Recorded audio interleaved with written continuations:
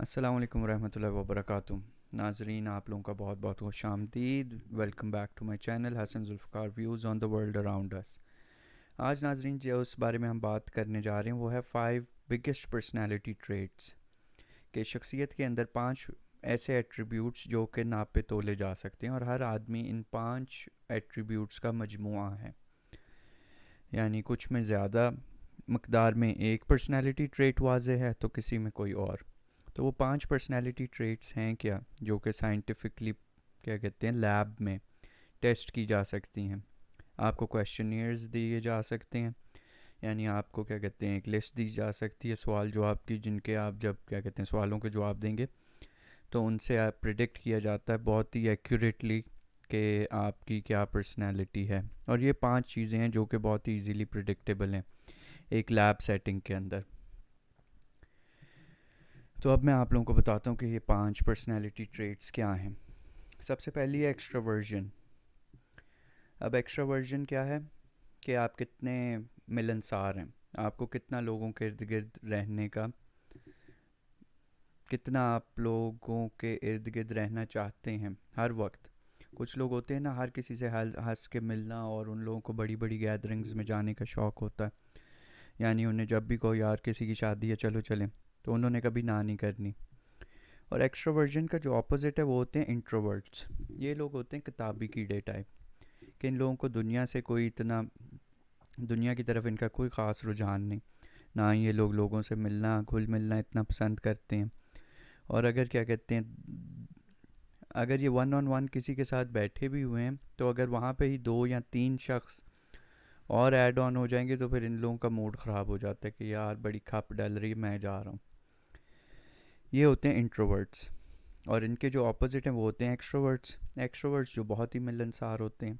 Extroverts वो कभी भी नहीं अकेले बैठ सकते, उन लोगों को तो हर वक्त क्या कहते हैं आदमी कोई ना कोई हजूम इकट्ठा करना, और हमेशा वो सोशल बटरफ्लाइज होते हैं। अब हो गया पहला ट्रेट, एक्सट्रोवर्जन और इंट्रोवर्जन। अब जो दूसरा ट्रेट है वो है न्यूरोटिसिज्म। अब न्यूरोटिसिज्म क्या है? न्यूरोटिसिज्म है कि आप नेगेटिव इमोशन को कैसे हैंडल करते हो, ये उसका मेजर है। हायर इन न्यूरोटिसिज्म, अगर आप बहुत हाई हो लेवल ऑफ न्यूरोटिसिज्म आप में, तो इससे आप क्या मुराद है कि अगर आपको कोई भी बुरी खबर मिलती है तो फिर आप बहुत अफसरदा हो जाते हो। और ज़्यादातर देखा ये गया है कि औरतें न्यूरोटिसिज्म में ज़्यादा हाई स्कोर करती हैं मर्दों की निस्बत। यानी ऐसे लोगों को अगर आप क्या कहते हैं कोई भी बात बताओगे ना कि यार कल बारिश होनी है, वो कहेंगे यार ये क्या हो गया, कल बारिश, मेरा तो ये प्लान था यार, मेरी तो ज़िंदगी ख़राब कर दी इस बारिश ने। यानी हर छोटी से छोटी चीज़ भी उन्हें बहुत ही बड़ा मसला लगती है। और जो होते हैं लो इन न्यूरोटिसिज्म, वो लोग होते हैं कि उन्हें क्या कहते हैं छोटी खबर इतना फ़र्क नहीं पड़ता उन लोगों को ऐसी छोटी मोटी बातों से। फॉर एग्ज़ाम्पल कोई मिसाल ले लें, कोई बड़ा बिजनेसमैन है, आप उसे कहते हैं कि शेयर मार्केट कोलैप्स हो गई, तो उसे वो असर ही नहीं लेता इस बात का, क्योंकि उसे इसके अंदर भी कोई अपॉर्चुनिटी नज़र आ रही है कि अच्छा अगर शेयर मार्केट कोलैप्स हो रही है तो कोई नहीं, हम लोग क्या कहते हैं रियल एस्टेट में इन्वेस्ट कर देते हैं। अब जो इस किस्म की साइकी के बंदे होते हैं ना, कि जो नेगेटिव इमोशन को बहुत ही अच्छी तरह हैंडल कर लें, स्पेशली नेगेटिव ख़बर को, वो होते हैं लो इन न्यूरोटिसिज्म। और जैसे कि मैंने आप लोगों से जिक्र किया था कि औरतें हायर इन न्यूरोटिसिज्म होती हैं, खैर इस पे मैं अब दोबारा आऊँगा और आप लोगों को बताऊँगा कि मर्दों और औरतों में दो सबसे बड़े फ़र्क क्या हैं। तो उसी हवाले से हम अगले पॉइंट की तरफ जाते हैं। अगला पॉइंट है एग्रीएबलनेस। अब एग्रीएबलनेस के आप कितनी जल्दी अगले की बात मान लो, ये होता है एग्रीएबल। और इसका ऑपोजिट है डिसएग्रीएबल पर्सन। एग्रीएबल पर्सन का ऑपोजिट है डिसएग्रीएबल पर्सन। अब जो एग्रीएबल पर्सन होंगे, ये भी ना माशरे में अगर हम लोग देखें तो माशरे में औरतें मर्दों की निस्बत ज़्यादा एग्रीएबल हैं। कि अगर फॉर एग्ज़ाम्पल आप औरत के साथ कोई वो, यानी एग्रीएबल लोगों को ना अपने से ज़्यादा दूसरों की फ़िक्र होती है कि यार किसी न किसी तरह मामला रिजॉल्व हो जाए, ना ही हम लोग क्या कहते हैं कोई बड़ी उसमें पढ़ें बहस में। तो अगला जो कह रहा है वो मान लो। और जो लोग क्या कहते हैं लो इन एग्रीबलनेस होते हैं, उन्होंने तो अपनी बात मनवा के रहनी है, वो किसी सूरत में नहीं आपकी बात मान सकते। खैर, इस पे भी हम लोग मज़ीद इन डेप्थ डिस्कस करेंगे। मैं आप लोगों को बताऊंगा कि ऐसे देख लें ना, आप इस मिसाल से देख लें कि मर्दों को क्यों कहा जाता है कि मर्द बहुत डिसएग्रीबल हैं। हालांकि सोसाइटी में अगर अक्सरियत देखी जाए ना, तो मर्दों और औरतों में इतना फ़र्क नहीं है। अगर आप रैंडमली कोई भी क्या कहते हैं औरत और मर्द उठा लेना सोसाइटी में से, बहुत ही एवरेज, दोनों बहुत एवरेज लोग हैं, आपने रैंडमली सिलेक्ट कर लिया, तो वो सिमिलैरिटीज़ उनमें जो होंगी वो ज़्यादा होंगी डिफरेंस से कंपेरेटिवली। बट क्या कहते हैं अगर आप एक्सट्रीम एंड्स पे चले जाएं कि सोसाइटी के आप कोई 100 सबसे डिसएग्रीबल लोग कौन होंगे, वो सारे के सारे मर्द होंगे। और किसी सोसाइटी में जो 100 मोस्ट एग्रीबल लोग होंगे वो सारी की सारी औरतें होंगी। अब इस बात का एक तो इस तरह से भी पता चलता है कि आप मुजरिम देख लें सारे जो जेलों में हैं, 90% मर्द जेलों में हैं। क्यों है मर्द जेलों में? क्योंकि वो नई बात समझ में आई, झगड़ा हो गया, नहीं हुआ इत्तेफाक किसी बात पे, क्योंकि डिसएग्रीबल लोग हैं ना वो, और वायलेंट भी हैं ज़्यादा मर्द। ज़्यादा वायलेंस भी मर्दों में है और ज़्यादा डिसएग्रीबिलिटी भी मर्दों में है। वो आप इससे अंदाज़ा लगा लें कि 90% मर्द ही है सारा जेलों में।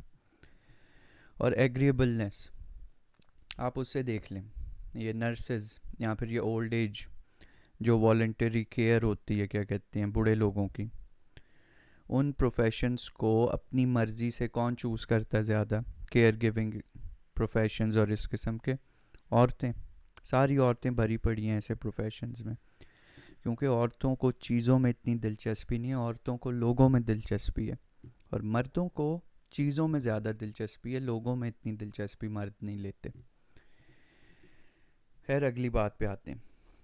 अगला जो पर्सनैलिटी ट्रेट है वो है कॉन्शियसनेस।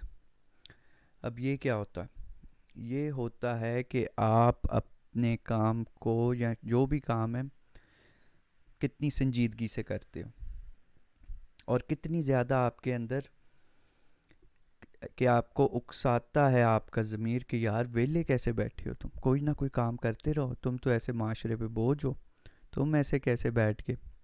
ऐसे लोग जो होते हैं वो कुछ ना कुछ करते ही रहते हैं और बैठ ही नहीं सकते फारग। और कुछ लोग होते हैं वो बड़े ही सुस्त होते हैं, वो तो क्या कहते हैं अपने बिस्तर से ही नहीं हिलते, वो तो अपने गंदे कपड़े इधर फेंक के, ये क्या कहते हैं कचरा उधर पड़ा है, वो टस से मस्त नहीं होते। फिर जो अगली पर्सनालिटी ट्रेट है वो है ओपननेस। अब ओपननेस क्या है कि आप कितने ज़्यादा नए ख्यालात और एक्सपीरियंसेस को वेलकम करते हो। अब जो लोग हाई इन ओपननेस होते हैं वो लोग नए अफकार, नई बातों, नई सोचों की तरफ दिलचस्पी रखते हैं। और जो इस किस्म के लोग होते हैं ना, इन लोगों के साथ जब आप बात भी करोगे ना हमेशा बैठ के कभी भी, तो ये लोग हमेशा यही बात करते हैं ख्यालों की, और मतलब ख्याली बातें ज़्यादा करते हैं। और जो लोग लो इन ओपननेस होते हैं उन लोगों को कोई भी न्यू एक्सपीरियंस नहीं चाहिए, और ना ही उन्हें वो क्या कहते हैं, वो तो इस बात की तरफ भी नहीं आते कि मतलब अच्छा हमें बता दो, बट करेंगे नहीं। उन्होंने सुनना भी नहीं है, उन्हें सुनने से भी नहीं कोई कोई गर्ज नहीं उन्हें। ये होते हैं लो ओपननेस। अब 5 पर्सनैलिटी ट्रेट्स मैंने आपको बता दी। एक तो एक्सट्रोवर्जन, न्यूरोटिसिज्म, कॉन्शियसनेस, एग्रीएबलनेस और ओपननेस। ये हो गई 5 पर्सनैलिटी ट्रेट्स। अब कोई भी इंसान ऐसा तो है नहीं कि कोई एक टर्म उसे कम्प्लीटली डिफ़ाइन कर दे। हर बंदा मजमुआ है इन 5 ट्रेट्स का। किसी को में आपको ओपननेस ज़्यादा नज़र आएगी, किसी में आपको एग्रीएबलनेस ज़्यादा नज़र आएगी, कोई थोड़ा सा न्यूरोटिक होगा, कोई थोड़ा सा एक्सट्रोवर्टेड होगा। बट जो पर्सनैलिटी की 5 ट्रेट्स हैं वो ये हैं जिनसे हमें किसी भी पर्सनैलिटी को डिफ़ाइन कर सकते हैं। अब जो मैंने औरतों का जिक्र किया, औरतें हैं हाई न्यूरोटिसिज्म, कि वो नेगेटिव ख़बर इतनी अच्छी तरह हैंडल नहीं करती पॉजिटिवली जिस तरह से मर्द करते हैं ऑन एवरेज। और औरतें हैं हाई इन एग्रीएबलनेस, और वो हमें पता चलता है कि वो किस किस्म के प्रोफेशंस चूज़ करती हैं, उससे ये बात साफ वादे है। खैर, अगली वीडियो में आप लोगों के साथ फिर हाजिर होंगे इस किस्म की कोई ना कोई मज़ीद इंफॉर्मेटिव बातों के साथ। तब तक के लिए शुक्रिया, और मेरी क्या कहते हैं पुरानी वीडियोस भी आप जो भी चैनल पे हैं वो सारी देखिएगा। खुदा हाफ़िज़।